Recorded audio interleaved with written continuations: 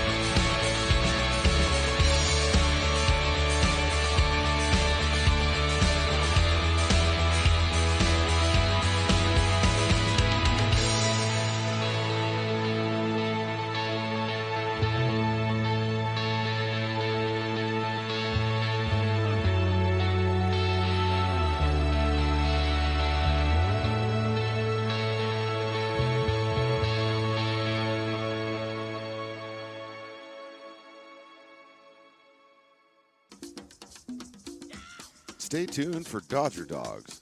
They suck.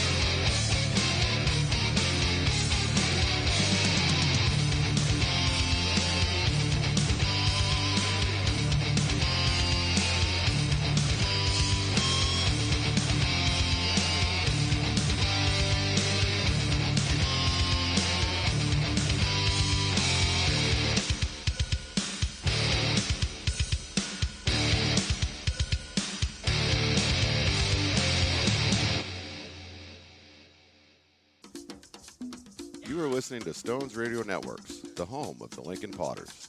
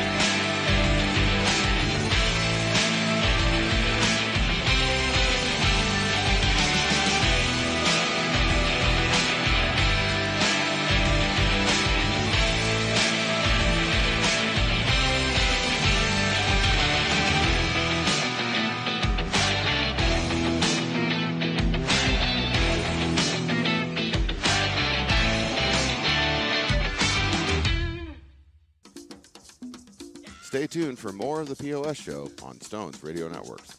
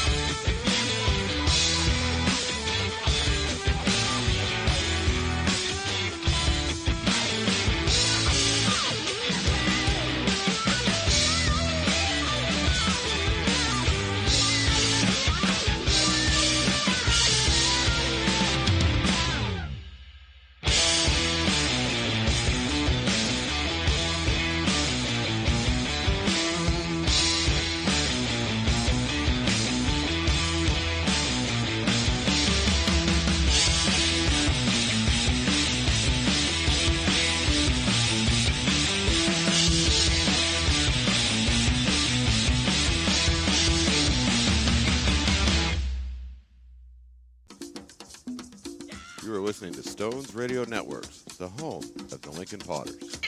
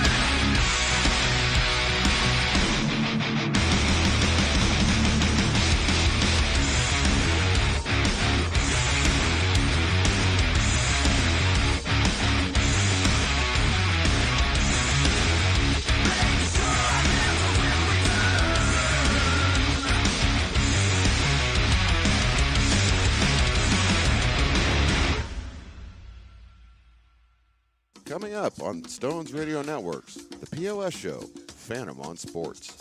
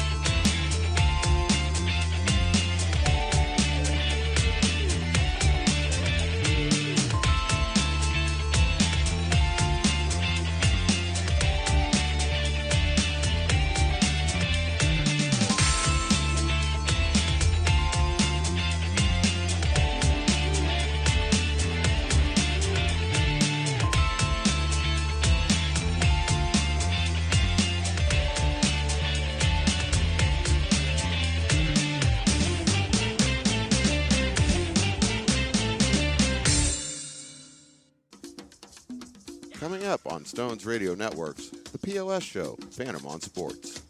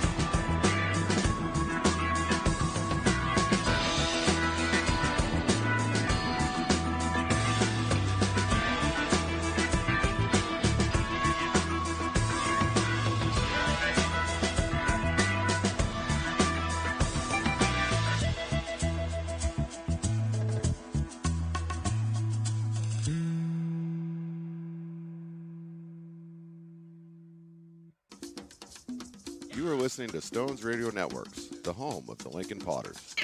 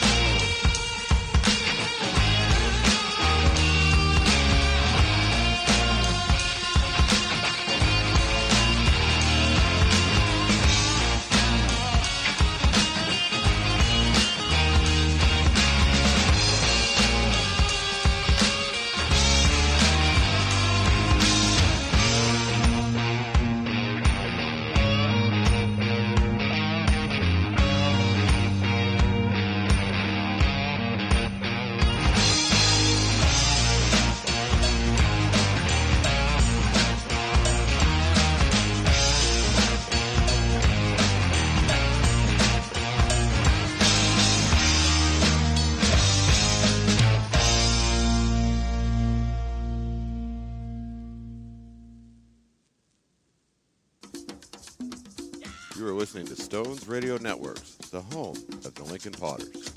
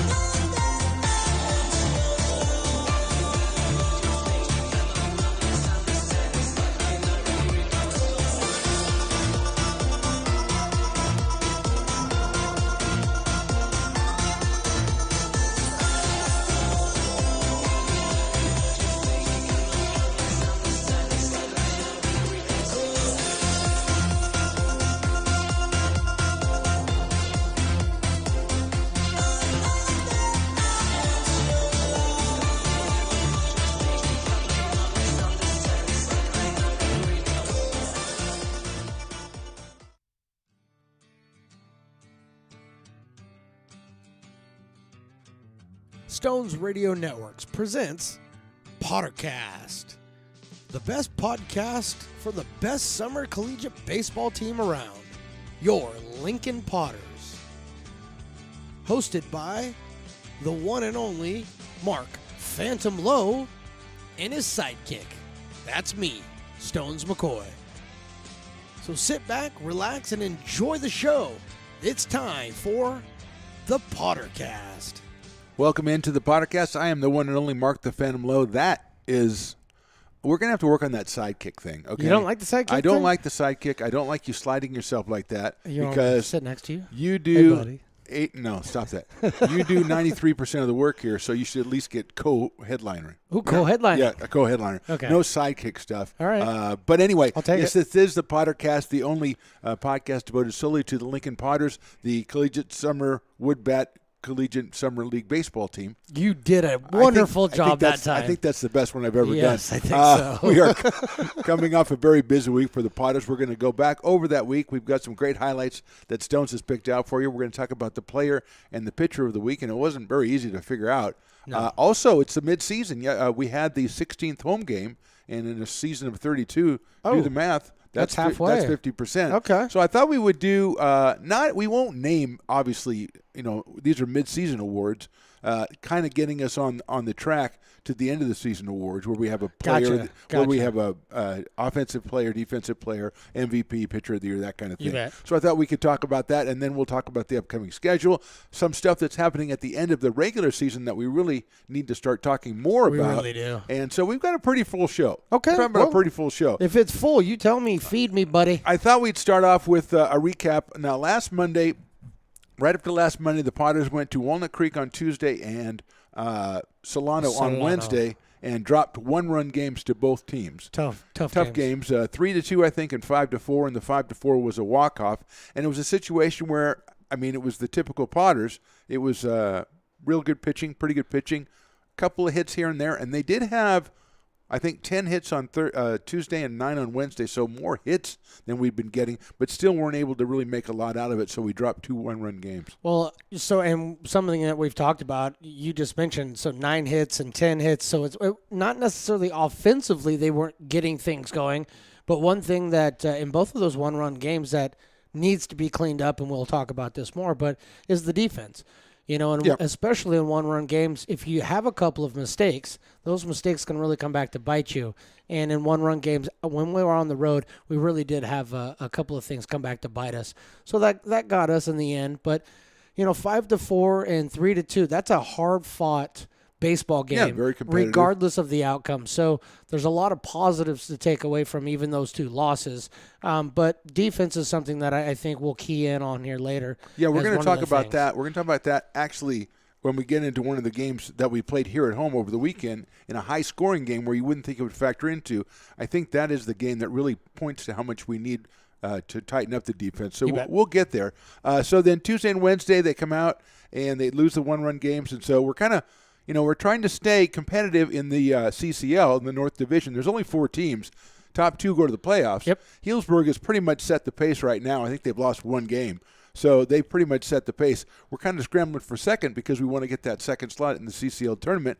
Right now, Solano is in the lead by about a game, a little more. We've played far more league games. In fact, after we get done with tomorrow and Wednesday when we go down to Solano, that'll be halfway through the league season as well. For us. So, yeah, for us. But no other team I don't think has played as many No. league games as us. So we need to pile up some wins, but we'll talk about that later. So then Healdsburg comes into town, and, they've beaten us, I think, at that point 4 times. And 2 of them have been competitive, 2 of them have been blowouts. This one was one of the more competitive games that we played all year. And I think I said to you and I said to Ryan Stevens that this one had the feel of the old Potters. Yes. The Potters and the Prune Packers back and forth, trading blows. Now, unfortunately, late in the game, our bullpen kind of let us down, and they've been the bright spot of the entire team. Well, so it was 3-3 going to the 7th. We eventually lost at 7-4, but it was one of those old-style games. absolutely. So the starting rotation for the Potters for that particular game was very, very solid. And like you said, it fell apart towards the later stages of the game. Our bullpen is, and again, I don't know the exact stats, but they've got to be the most innings pitched out of a bullpen out of any of the 4 of the CCL teams. Very high. I would agree with you. Yeah. We're getting into the bullpen a lot in the 3rd, 4th, and 5th innings, and we're cycling through guys. So, some of that can be put on the fact that there's been a high usage rate coming out of the bullpen. Marlon Mercado seems to have thrown 800 innings so far. Yes, we will discuss him at length later. So again, the bullpen, it's a strong point of this team, and you got to give them nights where they're going to have issues, stamina issues, things of that nature, and that could have been one of the things that came up to bite them. But you're right, that game against Healdsburg felt like 2018. It felt very 2018, 2019, our first couple of seasons, it really did. Very powerful. Do you have our highlights ready to go? I always have highlights ready to go, because we had a highlight in that game. There was a guy. His name was Drew Stahl. It probably still is. And he came up early in that game and slammed a triple. Batting out of the number 9 hole, he slammed a triple, and I'm like, okay, Drew Stahl, make your claim. Big hit. And then he comes up in the 7th inning and says, I'm making my claim right now. Yeah, he does. Here's the pitch on the way. Stahl swings and hits one well to left field, going back. The left fielder, and that ball is gone. A home run by Drew Stahl, and I knew when he got that triple, he was swinging with confidence. Boy, that he just took a cut at that one and blasted it over the left field fence. That's the first Potter home run in quite some time, home or away, and Drew Stahl is 2 for 3. And now it is a 5-4 game in favor of the Bruins.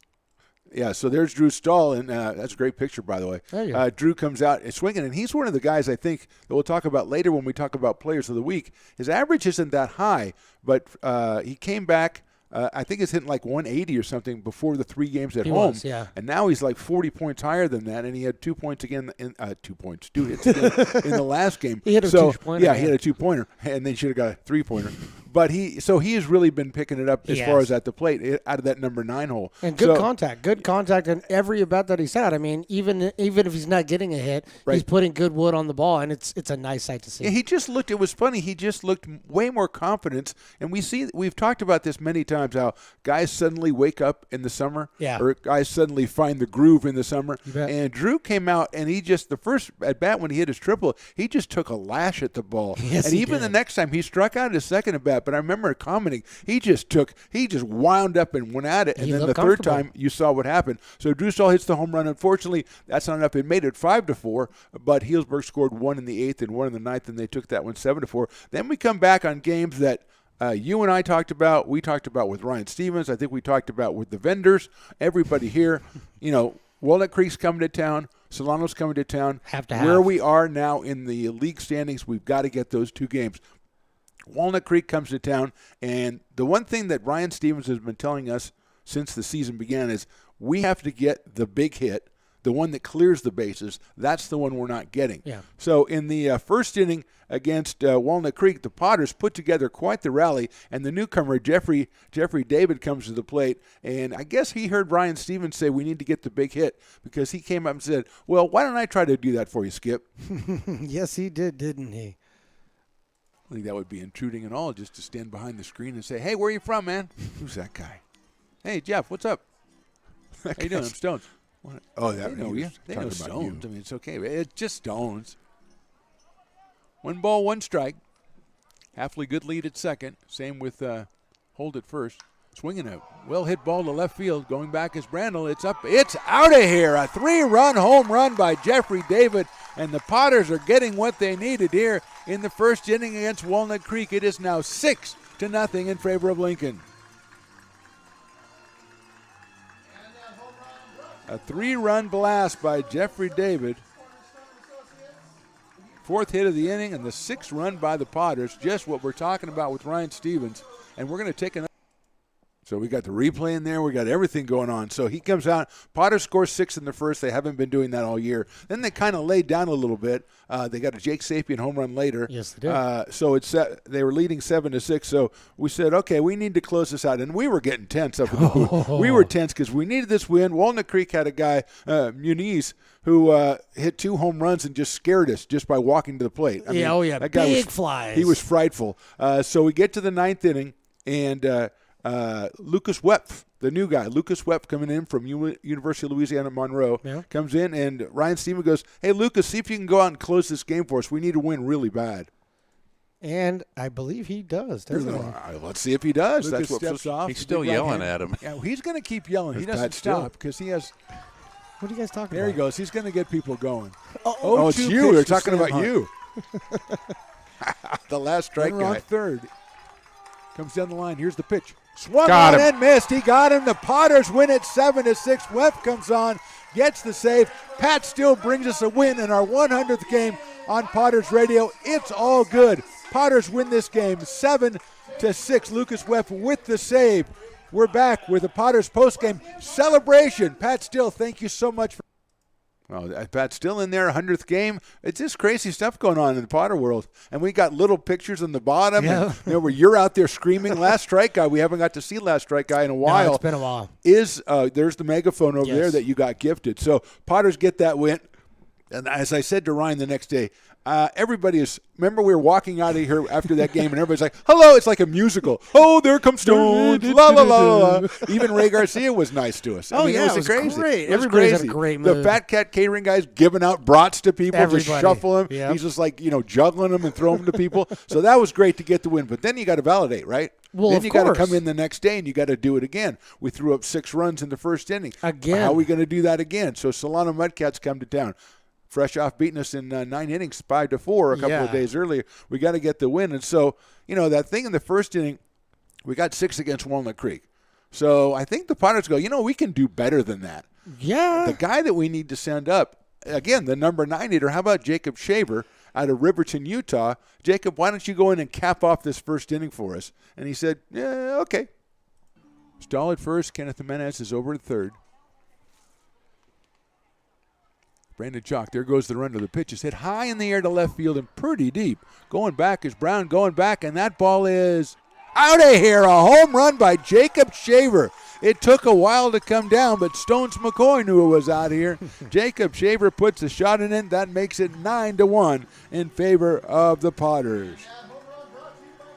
It was an impressively hit ball at the beginning, but I didn't know if it was going to make it all the way. A 3-run shot by Jacob Shaver, and they put up 9 in that game, or in that inning, to go ahead 9-1. Then, the other team kind of came back a little bit because the Solano's very pesky. Oh. They come back, they scratch, they claw, they get some runs.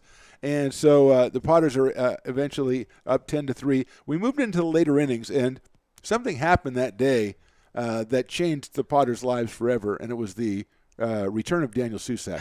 I Yes, call him he the did. Natural. The Natural. And for some reason, he came back to Lincoln for the 3rd season. Oh, not This for is a some guy- reason. He loves it This is a here. guy who could just go, something? Why don't you send the jet and take me to the Cape Cod League? Yeah. And then, or whatever other leagues there are in the Bahamas or something. This is a guy who's the Pac-12 Freshman of the Year. He's a first-team All-American. All-American. And he's something else. He went to the College World Series. He was something He's a else. freshman All-American You're and a right. first-team All-American. Yes. And he went to the College World Series. And all of a sudden, he's like, you know what I need to do before I, go off into the sunset? I got to go back to Lincoln again. I'm going to try it out there. And just hearing that he was coming back, people were trembling. It was crazy. It was like the beginning of the first Jurassic Park when you saw all the glasses shaking. Oh, yeah. Oh, the Natural's coming The back. stands were abuzz So the with that. Natural came back. We all didn't believe it until we saw No, him. The did Natural not. came back. I remember asking Ryan Stevens, I said, and we were talking about the night before, I said, did you like seeing Jeffrey David's home run land, or did you like seeing Susak walk into the locker room? And he said, Susak's a legend, man. Yeah. He's a legend to Ryan Stevens. You can't just. So Daniel comes in, and he goes, something, I don't know how many games I'm going to play. I'll probably play this one if you want me to. And I go, Daniel, I didn't say this to Daniel because I would never address him personally. Yeah. I sent Mr. somebody, I sent a Susak. little kid to ask him. I said, Mr. Daniel, could you hit one really far today?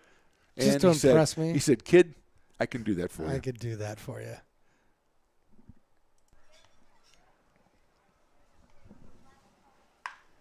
Line drive to left field, and see you later. That's it. Great See call. you later. Line drive to left field. See you later. Stones McCoy, all he did was start waving, and everybody just kind of stopped and said, "Thank you for coming, Daniel. It's really nice to have you here. You're the Natural." It's a 3-run homer for Susak. 8 runs for the Potters in the inning. And that was just, okay. Now, I don't know if there's a mercy rule, but that feels like the final blow. That's a mic drop right there. To Solano's credit, they came back and gave us a game.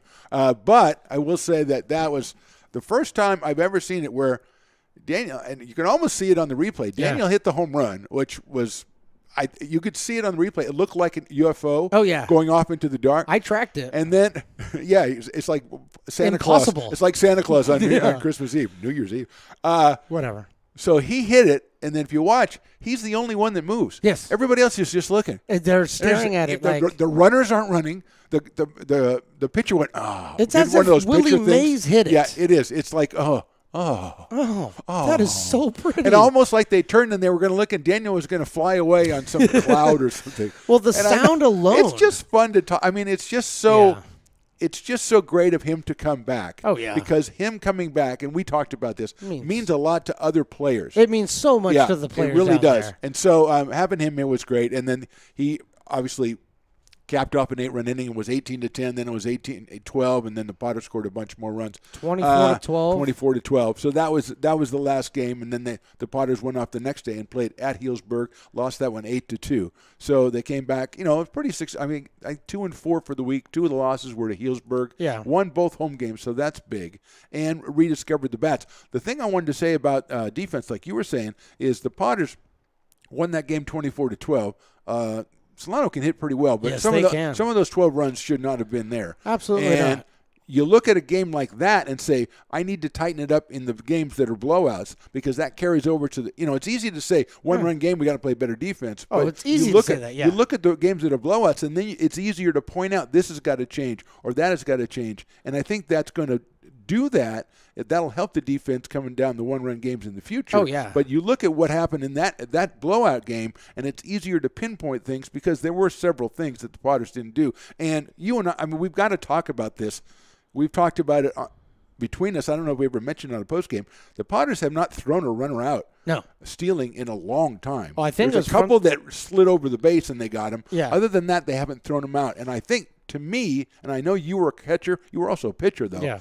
To me, it is a pitcher's not holding them on. That's what I'm seeing. Well, but you may disagree. Yeah. But whatever it is, that's something that has to be addressed if you're going to win those one-run games, because you got guys stealing second and third right away. Well, there's a couple of situations in which we saw, a guy going from the windup when you got a guy on third, and a lot of the times that's not a big deal. But in the CCL, it's a much bigger deal because you're not doing a job of holding the runner on, especially in a tight game. If, 1 or 2 run game, you got a runner on third. I understand that a lot of people feel more comfortable going from the windup there. Right, I can understand that too. You got to hold that runner closer to the bag in order to make sure that if it is an infield hit, you can get that runner pass at home. ball or something. Or a pass ball or any of those things. Yeah. And so you and I have talked about it. Holding the runners on is definitely something that I would like to see more of. It's not that the guys behind the dish don't have great arms. They do. They have great arms. Yeah, but they don't get a chance. You're not getting a chance when a guy gets a 2-second jump off of your delivery to home. That's a tough one. Absolutely. So that obviously is something that we have noticed that needs to change in the sense of it's just giving the other team too much of an advantage. It's not like we're pointing a finger going, ha. No. It's like this is something that if you guys want to win close games, this is something you have to do. And obviously making better throws and stuff like that comes through it all. But let's put that aside and move on to our pitcher and player of the week. I don't know if you've given this a lot of thought. You were busy rebuilding the studio. I don't remember who our pitcher of the week last week was. I think it was Ryan Bruno, yes, but I'm not was. sure. That's good. It was. So I'm going to go with. Let's start with the player of the week. Yeah. To me, this is a relatively easy one, although this is a guy who just joined us like 6 games ago, and he's made a difference at the plate and in the field. And I want to mention, we mentioned Drew Stahl earlier. I want to mention him as kind of a runner-up because I thought he really hit the ball well, and he's played good defense whether he's at short or at second. He's done a fine job. But I think that Jeffrey David is the guy I'm going to take for player of the week because I think he's hitting like 360 or something like that, and he patrols center field like the aforementioned Willie Mays. So I think I'm going to go with Jeffrey. I'm eager to hear what you have to say. You can't. I don't know if you can go wrong with the way David's played in this, especially in the 2 games that we got to witness in front, or the 3 games that we got to witness in front of us. I mean, it's something else to watch somebody come into Lincoln and play center field for the first time. Because we got a legacy of guys out there. We do. Yes. But to see how well they can do or how much it hinders them. he came out here and acted as if this was his home field. He'd played Yeah. here his entire Right. life and knew the sun and the wind. And he He gets did. a jump He on the did. ball that's just unreal. Honorable mention's got to go out to Quentin Hall for the great week game. he had. Yes, and he was 5 for 6 the other night. That was a fantastic game. 7 RBIs. Yes, I you're mean, right. he's had a hell of a Absolutely. week, so you got to give the honorable mention to Quentin Hall. Drew Stahl as well. We've talked about some of the issues within the infield. Drew Stahl has definitely helped put an end to some of those Right, issues. Haskins as well. Yeah, and Haskins Trevor. as well. So it's really hard between those 3, 4, maybe even 5 guys. But yeah, David is just he's jumped off the page and jumped off of the field for me. Yeah, watching what he does. That's out there. exactly right. He does jump out at you. So we'll give the Jeffrey David player.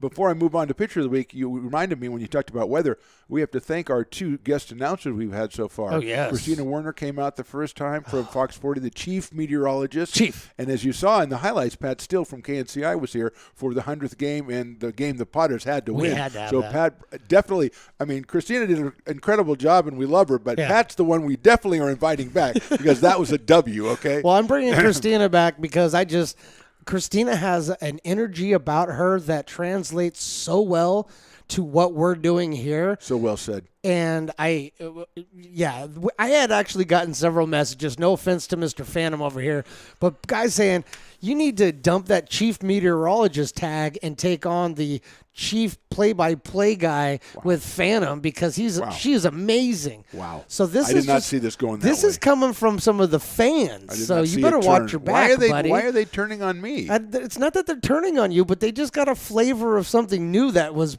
Do they freaking want us awesome. do they want us to be a team, or did they want her to take over the whole thing? I think they might want you guys to be a team, but she might be the leader. Oh, that's fair. I don't know. That's I fair. don't know. Anyway, And thank Pat. you to both of them, and thank you to her, and thank you to Pat. Pat, for I just coming can't in. thank him enough. We have a couple more that He's a we're good dude. scheduling now, so we will come out with that. Probably we'll have most of the rest of them in the middle toward the end of July because the Potters, as we'll talk about in a little while, Kind of a crazy have a schedule. very scarce schedule at Yeah. the beginning of July. Okay, so where were we? Oh, yeah, Pitcher of the Week. This was a really difficult one for me, Stones. I had to go through the book and everything. Yeah. And because we had, like we said, 2 wins. We had 4 losses, and a couple of losses we had some decent pitching, and a couple we didn't. And I was looking for consistency. And the name that I came out with, and you may have a new one, the name I came out with was the name we threw around before, and you've already mentioned Marlon Bricado. And the reason I mentioned Marlon is because he pitched the game against Walnut Creek, he pitched an inning of perfect relief, and then in the game against Solano, even though it was a wide margin, he came in and restored order Yes. and really shut it down. And the thing about the game against Walnut Creek, and I know you'll agree with me, although remember Pat was doing the game with me that day, and he even remarked upon it. Marlon came in and got 3, 4, and 5 in the 8th inning Yes. with Muniz with the 2 home runs and Dardar with the home run. He came and retired 3, 4, 5, and just bang, bang, bang. And that was, I think, for me, it might have been the most important inning the Potters have played this year.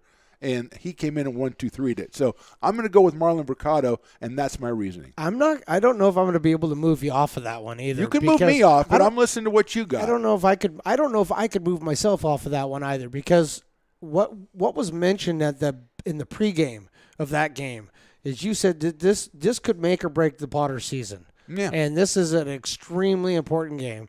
And Marlon came in the highest stress situation of that game. Oh, my gosh. I mean, you go back and look at the entire game. There was lots of stress, but the highest level of stress was the inning that Marlon came in and got the shutdown inning Right. that we talk You about. love those, yeah. And I love those. Yes, so, you do. Gustafson, though, has been very consistent.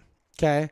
Yeah, the only thing about Gustafson, I've been looking it over, he either stays in one inning too long or just has one, because he doesn't go in like Marlon and pitch like 1 or 2 innings. You're right. Gustafson goes 4 or 5. 3, or, 4, or 5. So he pitches the big innings. You're right. And that has come back to kind of bite him a little bit. As far as numbers are concerned. I think you and I both agree. He's been very impressive watching him pitch. Extremely and a lot impressive. of confidence in him. It's just that he's had, he's pitched against some pretty good teams He's too. pitched against good but teams. I don't think numbers really reflect how good he's been, to your Well, point. the numbers don't reflect that, and because in Summer League League baseball, there's a lot of times where you get left out there a little bit longer for many Yep. different reasons. Maybe somebody's not warmed up. Maybe, you're on a pitch count. They want you to hit that pitch count. There's certain aspects of it that get thrown out there. I think he's been a really good starter for this team, something that we need. Yes, you're right. We need 3 anchors of this team to be able to play in the upcoming tournaments, the CCL and the West Coast World Series. We sure do. I would definitely put him out there, but yeah, I mean, Bricado, I think he put the exclamation point on the season-saving win Right. that the Potters needed And then that Wemp night. came in after him. We have to mention. Also, have to Yeah, mention don't forget Wemp. Ryan Bruno, who struck out, I think, 6 2 2/3. Bruno's been against ridiculous. Healdsburg. So yeah, again. But he already won it, so I know, but I just want to mention because I couldn't remember if he won it or Marlon did last week. no. But I was gonna give it to Marlon was my honorable mention. All right, so Jeffrey David, Marlon Bricado, congratulations to them, the pitcher and player of the week. So We'll that give you high brings fives. us. We can high five if you want. That brings us to the No, what did they midseason win? award. I want to know what they What did they win. win? They win high fives from us. They won high five from us, and also the beautiful Stones Radio Network's Player of the Week koozies that we are making. We're making those. Sorry, Yes, guys. We're working on those. They're going to be great for your drinks. So it's halfway through, like we said, halfway through the league season will be Wednesday. Halfway through the home season is already here. So it's time to look at the midseason awards, and I thought we would just talk about a couple of names. Okay. Player, MVP, offensive player, defensive player, pitcher. And I know there's a couple other awards, but they're more inspirational, so we won't get into those just yet. So I thought we'd start, let's start with Defensive Player of the Year. Defensive Player of the Year going at this point. You've definitely got a couple of candidates. Yeah, that's what we're doing. We're trying to get a couple candidates. I think one of the guys that I would like to mention, and I think things might start to turn around, really depends on how he's feeling, but Kenneth Jimenez. Behind the plate, Behind sure. the plate, it's definitely been a struggle behind the plate this year in general with the Potters, and I think his presence back there has been really, really good, and I think things are starting to turn around. He's been hurt, and that's the tough one. That's really tough, especially when you're a catcher. When you're a catcher and you're hurt, that's really difficult. So, but I would definitely throw him out there.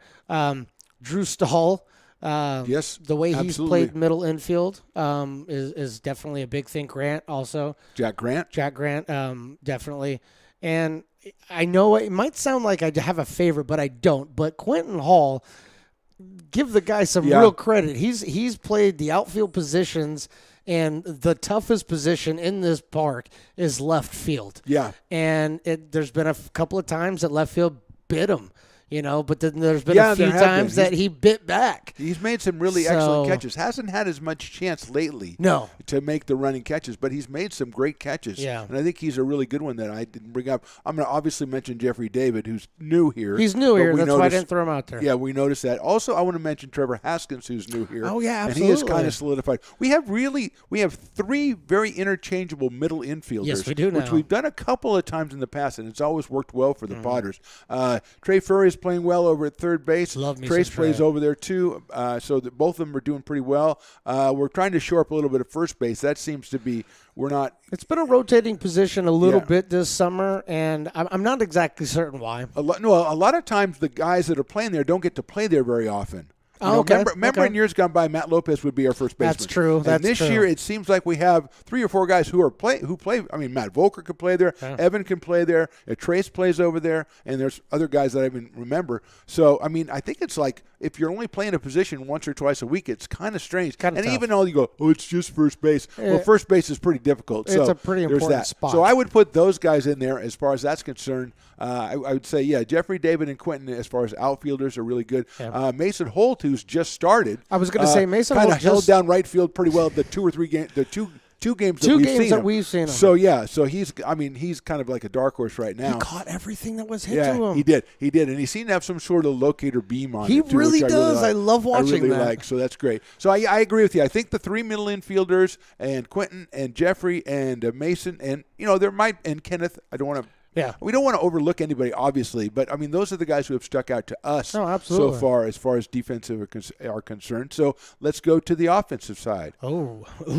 And remember, the offensive side kind of gets mixed in again with MVP, too. Yeah. But, I mean, I think I'm going to go first on this one because I want to take a guy that you said. I think Quentin Hall is obviously going to be a candidate for Offensive Player of the Year. Yeah. I mean, he's got the best numbers right now. His conference batting average is over 300, but it's not as good as his overall average. Correct. So, and it's going to be mostly conference games on the way through. But still, I think Quentin, from what he's done from day one, deserves to be in the conversation. I would put him in the conversation probably in my upper echelon spots. I mean, it's not just his offense that makes him special offensively. It's how he leads the team and gets the team going offensively. We're going off into some other different category now. No, but his offense breeds offense from the team. He's infectious. He really is infectious. Yes, he is. So I mean, in a good way. There's a lot of there's a lot of offensive talent on this team, right.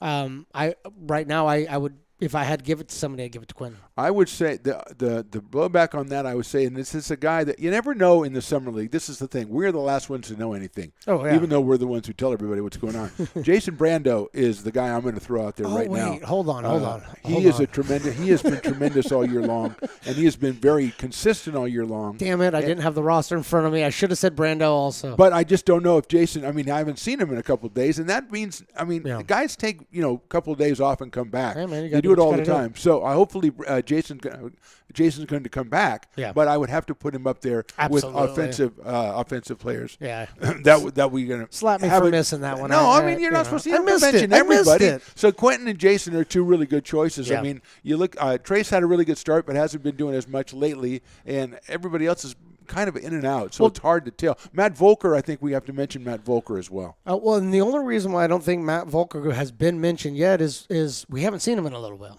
Really haven't. Yeah, he had 3 hits yesterday. Yes, but that was a game we didn't see. So, exactly, and we didn't have him here in the last game, right? And so but Matt Volker is a leader. He's a leader of the team on both sides of the ball, offensive, defensive. Absolutely is. Because he's a pitcher. He can play first base. We've seen him do that.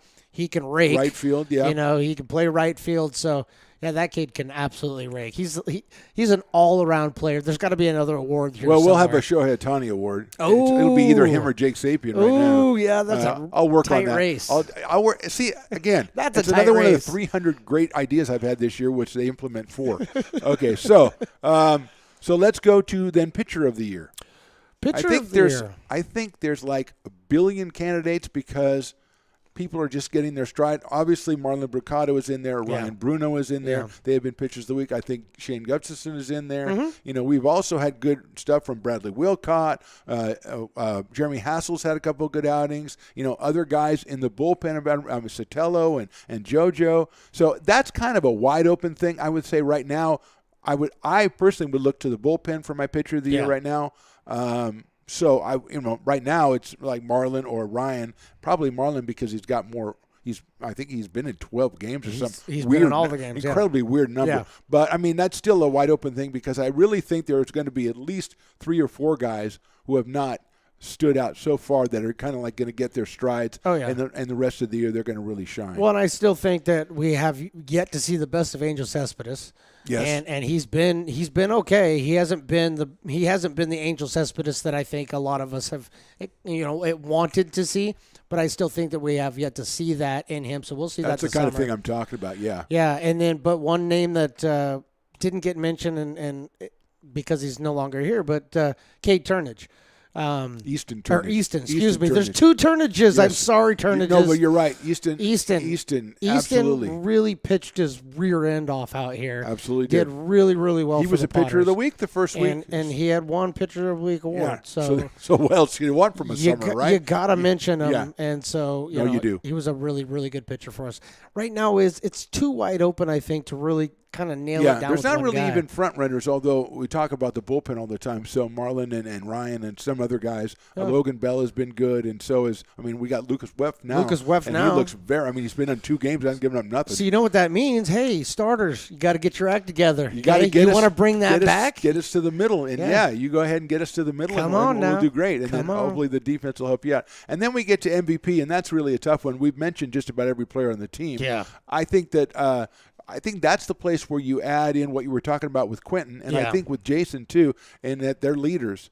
And MVP that's part of what they do. It's not just offense or defense. Correct. It's other stuff, I'd give it to Volker. So, I mean, Volker's a tremendous choice because he's pitching and he's hitting. Yeah. And he is obviously one of the guys, I think, that's one of the more veteran guys Well, and one of the local guys. So he really helps out in that sense. He's a leader. He's a leader all around. I mean, I know I watch the guys talk to him, and again, I'm not in the clubhouse, but I You watch. should be. You should have a pass. I should, but that's all right. They don't want me in there. No, they don't. But I watch him. I watch him talk to the guys. I watch him talk to the guys about hitting. I watch him talk to the guys about pitching. The kid's just passionate about the sport. He's passionate about the Potters. He's passionate about what he's trying to do here. Yeah. And it really rubs off on the rest of the guys. So and I'm not saying that there aren't other guys on this team that do the same thing, but I just think Matt Volker, with his experience, his veteran leadership at this point, I think it's really shining through. I really think that makes him one of the front runners for MVP. And knock on wood, Matt's going to be around the rest of the season. Yes, so knock on wood. he'll have more chances to do what he has been doing from Absolutely. both pitching and hitting. So that's some pretty good candidates we put up I there for think every so. position. I think manager of the year, I think, is still up for grabs. Yeah. So let's look at the upcoming schedule for your Potters. We mentioned it a little bit earlier that they have a lot of home games. They have, after the 15th of July, they have 10 home games the rest of the month. So they really are backloaded, as they say. We've got tomorrow, we're taking on the Mudcats here. No. Yeah, that's Yes. right. The Mudcats here. We have a job here tomorrow. Mudcats, yeah. For a second, I thought the Mudcats were Walnut Creek, and I was all screwed up. And then going to the Mudcats on Wednesday. Yes. Again, these are very important games. Absolutely. They are conference games. Yes. They are games with a team that you figure to be competing with for the second spot in the CCL tournament. Well, this is And a you home wanna and home make- series. Yes, a home and home series. You want to make the CCL tournament. We thrashed them last time, but it was funny. We beat them 24-12. The next night they beat Walnut Creek 12-10. So they scored 12 points.